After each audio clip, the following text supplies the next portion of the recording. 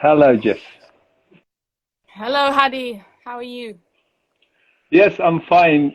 Good, shiny and nice day. Everything okay? How are you? I'm very good, thank you. I'm glad you've had a good day. Yeah, Um, thank you very much. so yeah, let's get started. If you don't mind, just introducing yourself. Hello, everybody.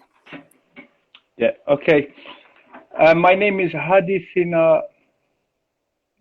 Officially, I'm from Afghanistan, but I wasn't born there.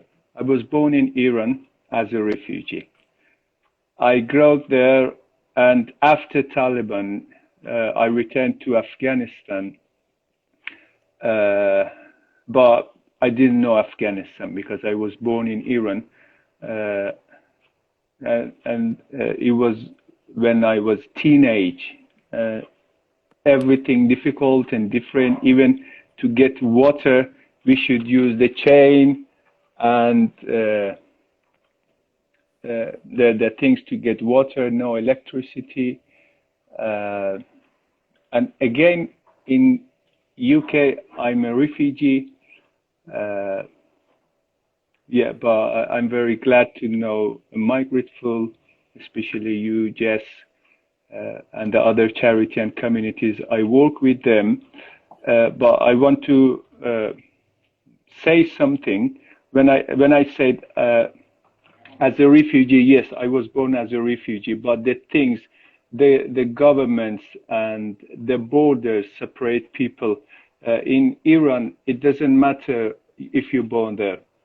It does matter if your parents are from there, then you're Iranian, then you get the nationality ID of there. I didn't feel good for that, especially the people from Afghanistan, the face and the eyes are a bit tiny like Asian. They were in very bad situation because they known as Afghan person, and unfortunately they had very bad situation. Anyway, when we returned to Afghanistan because of the accent, like my English accent you see now, it's different. Our accent wasn't like Afghan people, and they ignore us as well. They say, "Oh, you're Iranian." I say, "Come on, in Iran we wasn't Iranian, and here when we return to our country, they refuse us again." But I feel okay now as a human because when we returned to Afghanistan, I went to India again as a refugee because of my activities and because of my job. I was a TV producer and interviewer in Afghanistan in a political group of a TV. Yes, but because we were working for human rights and women rights and democracy, of course, Taliban and fundamentals, they don't like that. Uh, I went to India and I've seen different world in India and many different other countries. But when I came to the UK, I said, it doesn't matter what it says on the paper or on the officially what you are. You are a human. You cry, you love, you laugh, you get hungry, thirsty. Mm, So you're a human. It doesn't matter where are you from, where were you born. It does matter where are you now and what you're doing. mm. I think that's a very powerful message. So Yeah, thank you. thank you very much. Um, I wondered if you could tell us a bit about, in terms of your cooking. You actually corrected me earlier when we were talking, said I consider myself a Persian cook rather than an Afghan cook. Yes. Could you tell us a bit more about why you don't identify with the term Afghan so much? So, I want to tell you the country named Afghanistan is less than 200 years. But if people know about that geography's history, what we call now the the current Iran, we call that Western Iran. And we, as Afghanistan, we have lots of historic and cultural symbols of Iran in the current Afghanistan. We are Eastern Iran now. And the dishes which I teach to my classes are not Afghan dishes. Yeah, by geography or by political name in the border, that's Afghan, but of course it's not. Officially, when people ask me, where are you from? I say, I'm from Afghanistan. They say, so you're Afghan. Uh, it's what they know us, and it's a very strong propaganda. No, we are not Afghan. Afghan is a part of ethnic group in Afghanistan because they are in power about 100 and something years. They force other people, no, you must be Afghan, otherwise leave that country. What they want. And the dishes, of course. The dishes I teach, that's Iranian or Persian dish. If you go to Tajikistan, you can see that dishes. Even if you go to Kashmir, one of the main dish I teach is khichdi. Go to Kashmir and ask people how is khichdi. They know khichdi. Even if you go to Bangladesh, you know, that very old empire, they have the part of the khichdi as well. So what I want to say, that's a Persian dish or Iranian dish. If I say a bit closer, that's Easter Iranian dish. Mm. What would you say is the dish that most reminds you of home? Say again, I didn't catch your question. So the dish that when you eat it, it makes you think of your childhood or of your where you consider home. Khichdi. Mm. That's amazing. You know, because of, I'm sure lots of participants who joined my classes or Habib's classes for khichdi, when we fry seasonings and the onion, the smell goes everywhere. If it's windy, from a kilometers, people could smell that. And yeah, because of the taste and because of the flavor, it's very strong. And anytime when I smell that, I fly to the childhood. Oh, that's so nice. I have Yeah, tried your khichdi and it was extremely good, so I can vouch yeah, for that. especially the crisp at the bottom of the pan. That's amazing. But the other things, I just want to jump to childhood again. Because of a refugee situation in different countries, we were in very low level of economy. And I remember the time when I was going to my mom, Mom, we are hungry, what we have to say? And she says, go and find some bread, good luck for you. Whatever, what we had at home, like vegetables, raw vegetables like onion, make a wrap of bread and onion, tomato puree, even some butter. So that was very nice. What I want to say, for me, the eatable things, which gives me power, and I feel, okay, I'm okay now, and it makes me happy, that's my favorite dish. Mm. Yeah, And but the dish we make with love, that's the best. how did you learn to cook? Who taught you to cook? Uh, my hunger teach me how to cook. Of course, my mom. So we had 3 times breakfast, lunch, and dinner. But in my country, even in Iran, because at dinner time all the family are together, the main course is at dinner. Uh, Opposite of here, because here the main course might be lunch and the dinner would be a bit soft.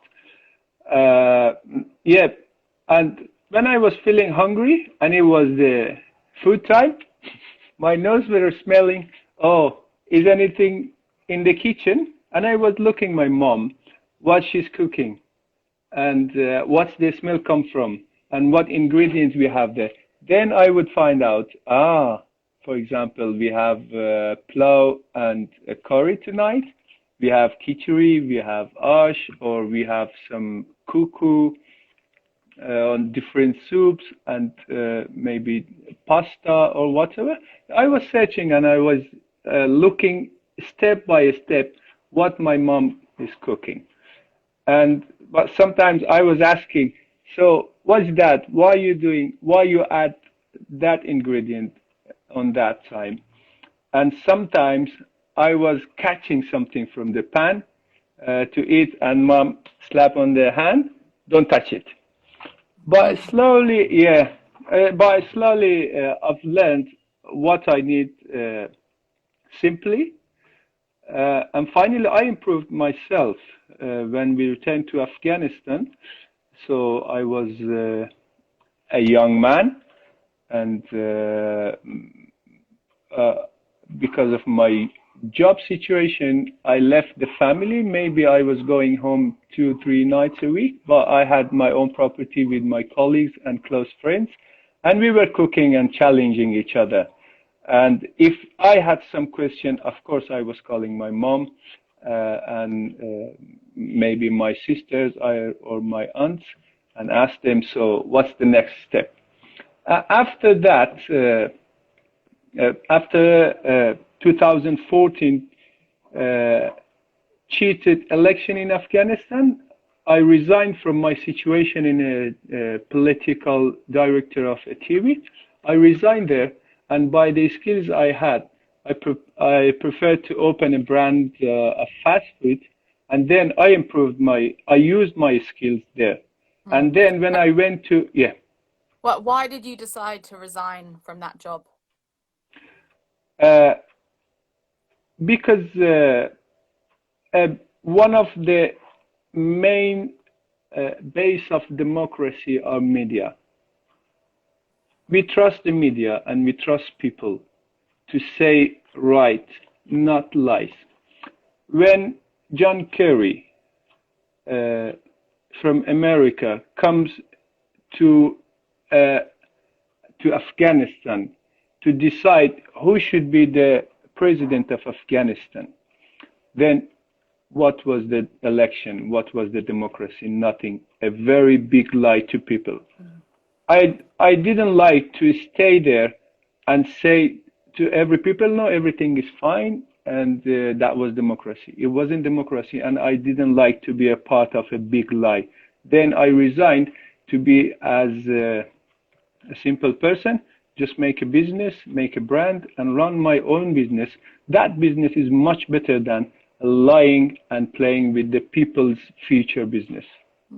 So you were like a news reader in Afghanistan, like on the television? I was, I had political programs live every night, 2 hours live program and 1 hour weekly program. I was producing and directing, and I had a colleague. One time I was on a live for 1 hour, and then other time my colleague was on a live as a TV producer, director, and interviewer and presenter as well. Yes. Mm-hmm. But you felt very unhappy with the state of democracy in Afghanistan. Of course, what we see again, I'm asking a question from all of our evidence.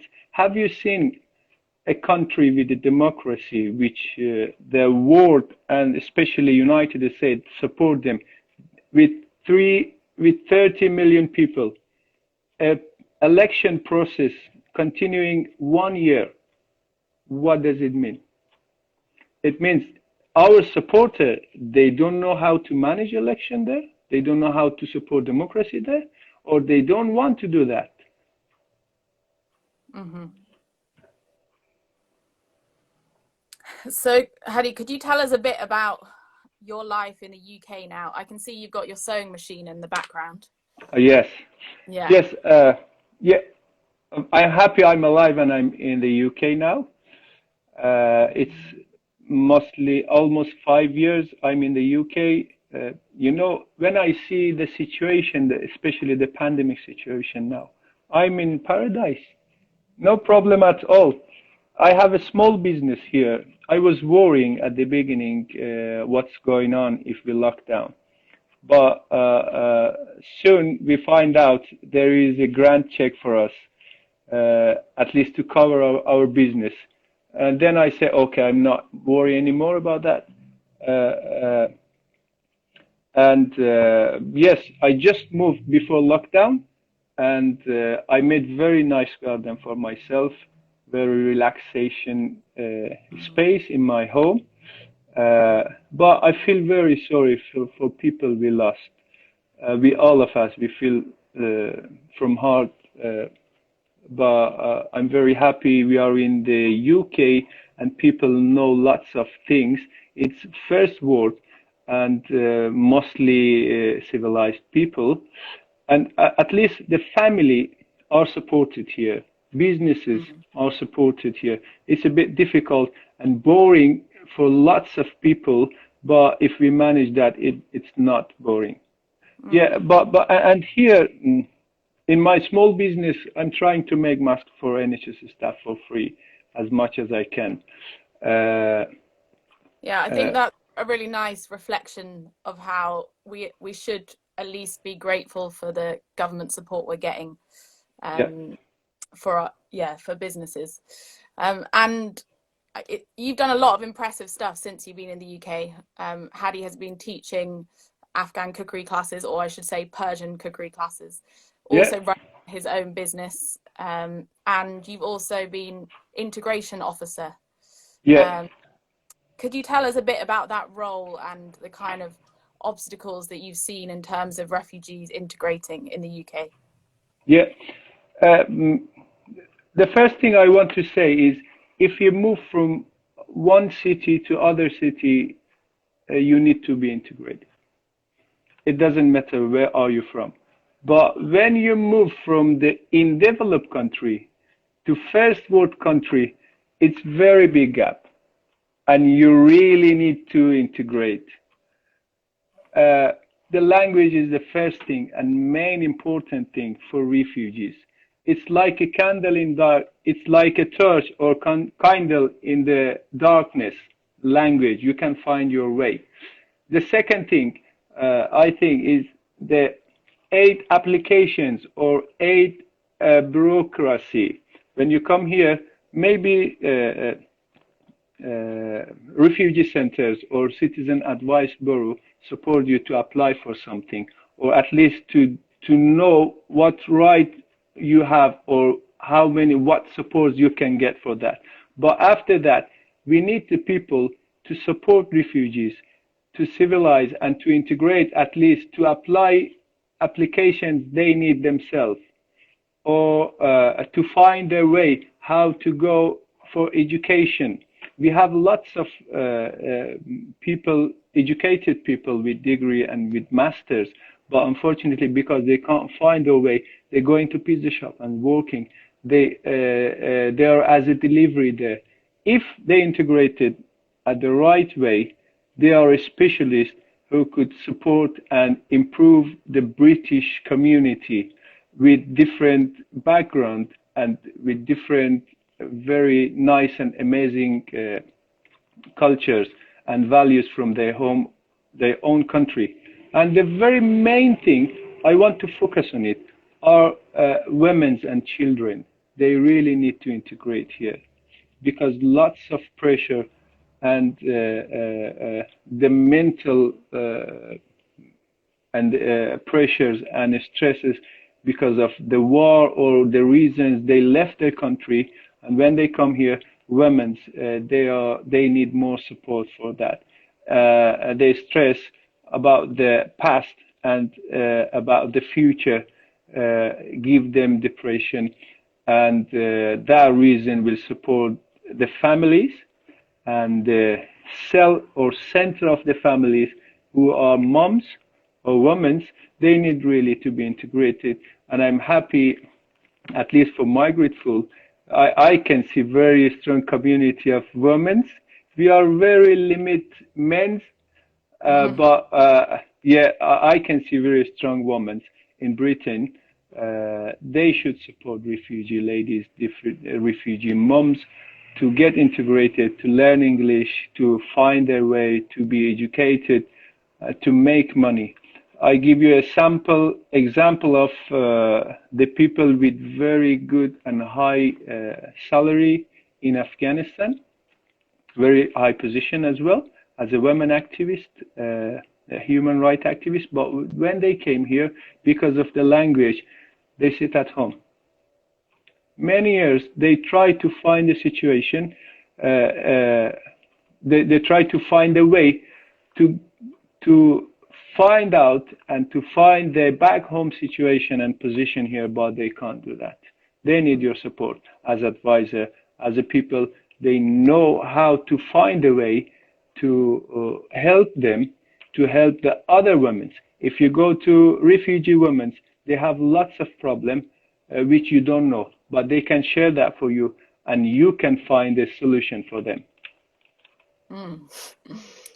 Well, thank you very much, Hadi. We've just come to the end of the 20 minutes. Is there anything else that you'd like to add before we finish? Yes, of course. I want to say thank you very much, Migrateful, Jess, and the friends. We really missed Vomat Festival, which we did last year. And I want to say to all the people, be strong, stay strong together, support each other. And this pandemic season will finish and we will see each other again. We will hug each other again. And we will go to the pubs and enjoy the life again.